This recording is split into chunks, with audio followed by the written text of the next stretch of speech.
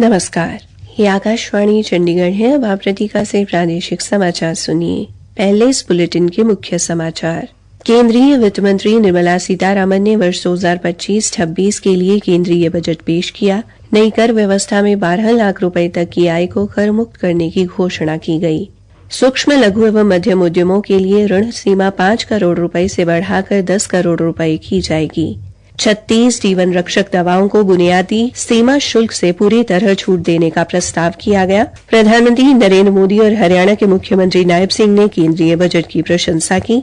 विपक्ष ने बजट की आलोचना की और उद्योग जगत ने भी बजट की सराहना की और इसे हर वर्ग को राहत देने वाला बताया। अब समाचार विस्तार से। केंद्रीय वित्त मंत्री निर्मला सीतारामन ने आज वर्ष 2025-26 के लिए राष्ट्रीय जनतांत्रिक गठबंधन के तीसरे कार्यकाल का प्रथम पूर्ण बजट पेश किया। बजट प्रस्तावों के अनुसार 2025-26 में ऋणों के अतिरिक्त कुल प्राप्तियां 34,96,000 करोड़ रुपए और कुल व्यय 50,65,000 करोड़ रुपए होने का अनुमान है। निवल कर प्रतियां 28,37,000 करोड़ रुपए रहने और राजकोषीय घाटा सकल घरेलू उत्पाद का 4.4% रहने का अनुमान है। श्रीमती सीतारामन ने लोगों को राहत पहुंचाने वाली कई घोषणाएं की। There will be no income tax payable up to income of 12 lakh rupees. नई कर व्यवस्था में 12 लाख रुपए तक की आय को कर मुक्त करने की घोषणा की गई, जबकि वेतन भोगियों के लिए यह सीमा 75,000 रुपए की मानक कटौती के कारण 12,75,000 रुपए होगी। वित्त मंत्री ने कहा कि 12 लाख रुपए की आय वाले करदाताओं के लिए विशिष्ट आय दर को छोड़कर 1 लाख रुपए प्रति माह की औसत आय पर कोई कर नहीं देना होगा। वित्त मंत्री ने बजट में नई कर संरचना के अनुसार कर स्लैब में भी परिवर्तन का प्रस्ताव किया है। 4 लाख रुपए तक कोई कर नहीं देना होगा। 4 से 8 लाख रुपए की आय पर 5%, 8 से 12 लाख तक 10%, 12 से 16 लाख तक 15% और 16 से 20 लाख तक 20% कर लगाने का प्रस्ताव है। 20 से 24 लाख रुपए की आय वाले करदाता के लिए 25% कर की नई स्लैब घोषित की गई है। 24 लाख से अधिक आय पर 30% कर लगाने का प्रस्ताव किया गया है। वित्त मंत्री ने किसी भी आकलन वर्ष की संशोधित रिटर्न दाखिल करने की सीमा 2 साल से बढ़ाकर 4 साल कर दी है। इसके अलावा वरिष्ठ नागरिकों के लिए ब्याज दर पर कर कटौती सीमा 50,000 रुपए से बढ़ाकर 1 लाख रुपए की गई है। इसके अलावा किराए पर TDS यानी स्रोत पर कर कटौती के लिए वार्षिक सीमा 2,40,000 रुपए से बढ़ाकर 6 लाख कर दी गई है। वित्त मंत्री ने घोषणा की है कि सरकार नया आयकर विधेयक प्रस्तुत करेगी। उन्होंने कहा कि नए कर ढांचे से मध्यम वर्ग को फायदा होगा, उनके हाथ में ज्यादा पैसा आएगा। श्रीमती सीतारामन ने कहा कि भारतीय रिजर्व बैंक की उदारीकृत धन प्रेषण योजना के अंतर्गत धन प्रेषण पर TDS की सीमा 7 लाख से बढ़ाकर 10 लाख की गई है। माल की बिक्री से जुड़े लेन देन पर TCS हटाने का प्रस्ताव किया गया है, केवल TDS लागू रहेगा। वित्त मंत्री ने सूक्ष्म, लघु एवं मध्यम उद्यमों के लिए भी कई घोषणाएं की हैं। सूक्ष्म एवं लघु उद्योगों के लिए ऋण सीमा 5 करोड़ रुपए से बढ़ाकर 10 करोड़ रुपए की जाएगी। इसी तरह स्टार्टअप पर ऋण सीमा 10 करोड़ रुपए से बढ़ाकर 20 करोड़ रुपए की गई है। वित्त मंत्री ने कहा है कि उद्यम पोर्टल पर पंजीकृत सूक्ष्म उद्यमों के लिए 5 लाख रुपए की सीमा वाले विशेष क्रेडिट कार्ड शुरू किए जाएंगे। उन्होंने कहा कि पहले वर्ष 10 लाख कार्ड जारी किए जाएंगे। वित्त मंत्री ने कहा कि महिला, अनुसूचित जाति व अनुसूचित जनजाति के पहली बार उद्यम स्थापित करने वाले 5 लाख उद्यमियों के लिए नई योजना शुरू की जाएगी। उन्हें 2 करोड़ रुपए तक के सावधि ऋण भी दिए जाएंगे। वित्त मंत्री ने बीमा क्षेत्र में विदेशी प्रत्यक्ष निवेश 74% से बढ़ाकर 100% करने की घोषणा की है। यह बढ़ी हुई सीमा उन कंपनियों के लिए होगी जो भारत में संपूर्ण प्रीमियम का निवेश करेंगी। वित्त मंत्री ने अप्रत्यक्ष करदाताओं को भी राहत दी है। औद्योगिक सामान के लिए सीमा शुल्क दर संरचना को युक्ति संगत बनाने के लिए बजट में 60 शुल्क दरों को हटाने का प्रस्ताव किया गया है। यह प्रस्ताव 2023-24 के बजट में हटाई गई दरों के अतिरिक्त है। अब केवल 8 शुल्क दरें रह जाएंगी। बजट में औषधि दवाओं के आयात पर राहत देने का प्रस्ताव किया गया है। विशेष रूप से कैंसर, असाधारण रोगों और अन्य गंभीर रोगों से पीड़ित रोगियों को राहत देने के लिए 36 जीवन रक्षक औषधियों और दवाओं को बुनियादी सीमा शुल्क से पूरी तरह छूट प्राप्त दवाओं की सूची में शामिल किया जाएगा।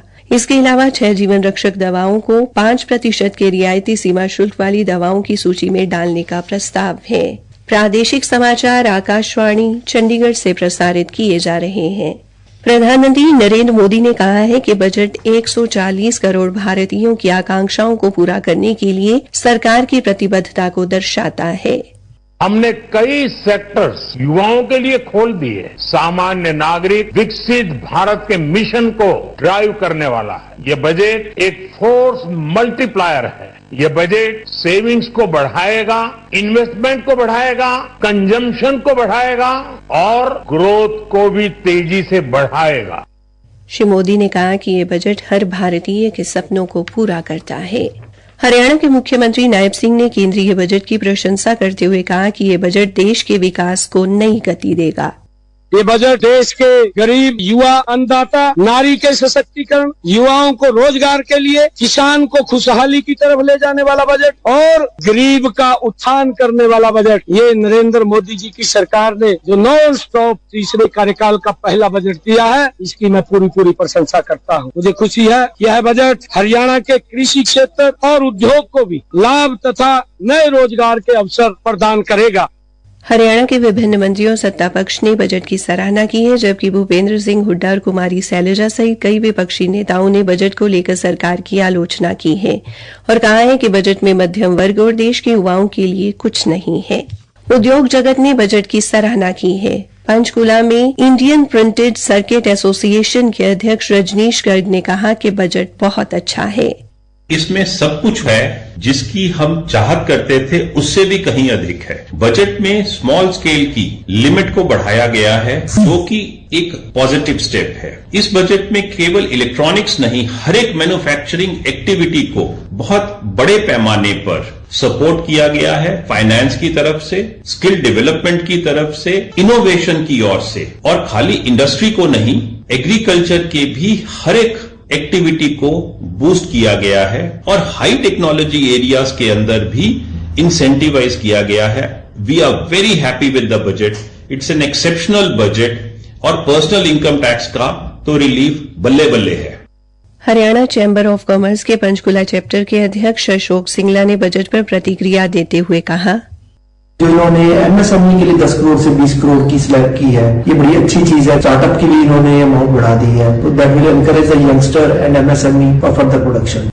Startup accelerator chamber of commerce के मुख्य कार्यकारी अधिकारी विनीत खुराना ने कहा, ये बजट डेफिनेटली एमएसएमईज और स्टार्टअप्स के लिए एक बहुत बड़ा गेम चेंजर साबित हो सकता है। इसमें financial empowerment, tech driven growth और इंक्लूसिव एंटरप्रेन्योरशिप को प्राथमिकता दी गई है, जिससे भारत का स्टार्टअप इकोसिस्टम और मजबूत होगा।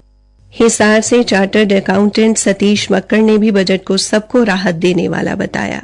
बजट बहुत अच्छा लगा मुझे, खासकर मध्यम वर्गीय उनके लिए तो बहुत बेनिफिशियल है ये कि उनको इनकम टैक्स में काफी राहत मिल गई है कि 18 लाख रुपए तक जिसकी इनकम है उसको कम से कम 70,000 रुपए का बेनिफिट मिलेगा इनकम टैक्स में, और जिनकी इनकम 24 लाख रुपए तक जाएगी उनको 1,10,000 रुपए तक का बेनिफिट मिलेगा। युवाओं के लिए, नए स्टार्टअप्स के लिए इन्होंने अच्छा किया है कि 10 करोड़ से उन्होंने 20 करोड़ लिमिट कर दी है लोन की, और स्मॉल मीडियम एंटरप्राइजेज बिजनेस है उनके लिए 5 करोड़ से सीधा 10 करोड़ कर दिया इन्होंने। अगर लोन फैसिलिटी अच्छी मिलती है तो बिजनेस भी बढ़ेंगे, रोजगार के अवसर भी बढ़ेंगे। बहुत अच्छा स्टेप है ये।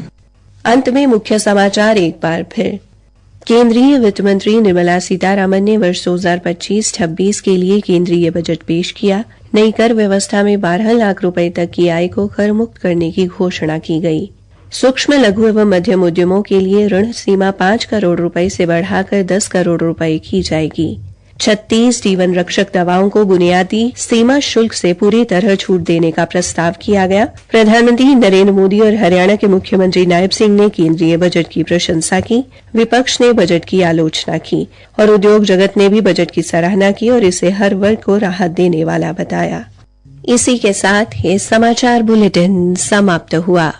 कुष्ठ ना तो ईश्वर का श्राप है और ना ही पिछले जन्म के पाप का फल। ये तो किसी सामान्य रोग की तरह है। चमड़ी पर फीका लाल या पीला दाग, जिसमें सुन्नपन हो, हाथों पैरों में झुंझुनी, शरीर की कोई नस मोटी हो जाना कुष्ठ रोग के लक्षण हैं। 30 जनवरी से 13 फरवरी 2025 तक स्पर्श लेप्रोसी जागरूकता अभियान मनाया जा रहा है। हरियाणा के सभी सरकारी अस्पतालों में कुष्ठ रोगियों के इलाज के लिए MDT की मुफ्त सुविधा उपलब्ध है। अधिक जानकारी के लिए अपने नजदीकी स्वास्थ्य केंद्र या जिला कुष्ठ रोग अधिकारी से संपर्क करें। स्वास्थ्य विभाग हरियाणा द्वारा जनहित में जारी।